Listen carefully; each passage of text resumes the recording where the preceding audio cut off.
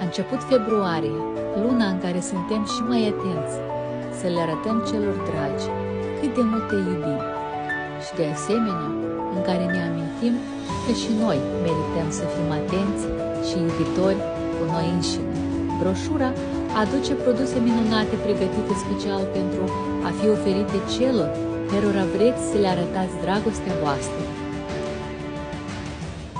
dar și pentru voi, care de asemenea meritați tot ce este mai bun.